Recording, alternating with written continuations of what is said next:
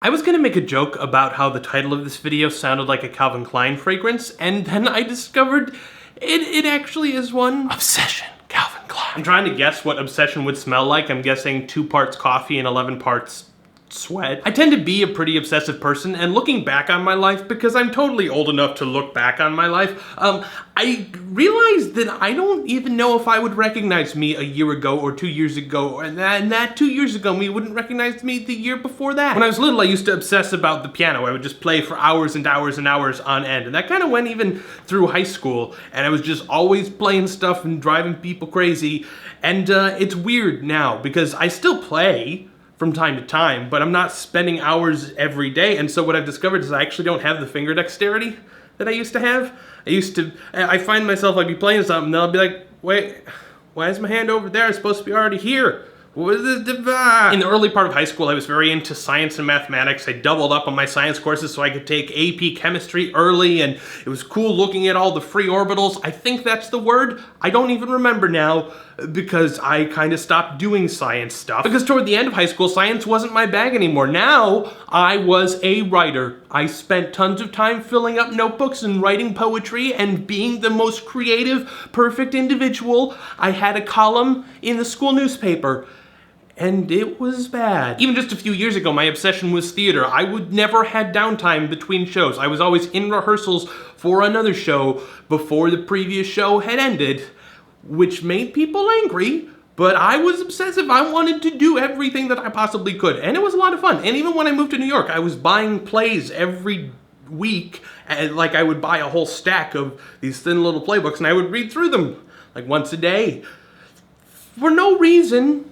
But it made me feel like, well, I'm an intelligent, informed person, actor, performer.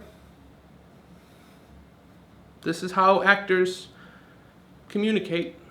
But one obsession I was reminded of recently by Alex Bragdon, who I've mentioned on this channel before, but I'll throw a link there again, because redundancy is an important thing in computer software, which is where I'm going with this obsession thing. Computers and technology and things like that. I used to have all of these Linux distributions. I used to build PCs out of parts and stuff, and oh my gosh, it was so much fun. And then finally I'm like, you know what, I'm just spending way too much time trying to create the perfect system, and then I would just tear it apart and build something new the next day.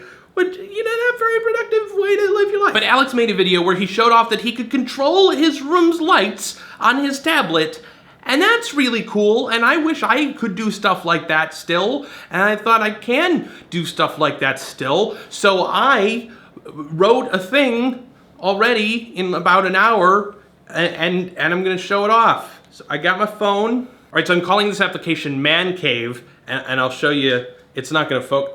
Don't rotate. Yeah, fine. It's not even buttons, it's just 3 squares, because I know what they do and I was in a hurry. My laptop is on mute right now, but I'm gonna press this green button. I gotta stop rotating. Okay, it's gonna work now. It'll work now. It has to fetch Good evening, Kevin. It's 6:32 p.m. on Friday, the 11th of October. The temperature is 65 degrees, and some are describing the weather as, quote, light rain. Here are the top stories in the news. For every $100 of NFL pink merchandise sales, only $3.54 goes toward cancer research. A former employee has sued the Federal Reserve Bank of New York, saying she was wrongfully terminated because she refused to change the results of her investigation into the banking firm Goldman Sachs. Patriot Act author Goldman NSA Sachs. director fired and prosecuted. Man amputates own leg because he couldn't pay the hospital bill for the procedure.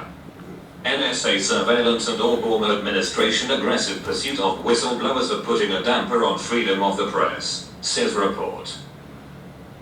That said, I got these stories from Reddit. You should probably modify my code to fetch news from multiple sources. That's all I got. Kevin, have a good rest of your day. You too! I've noticed that I've been trying to end my videos with like some message, some like, and here is the closing line, and then I will walk away. I don't know why it is that I'm trying to do that. And I'm really tempted to just encourage you to go think about what your previous obsessions were, and just go make things. Because making things is cool. It is. But I'm not gonna say that, because that would be ending the video with some sort of moral, and this isn't a fairy tale. So, bye.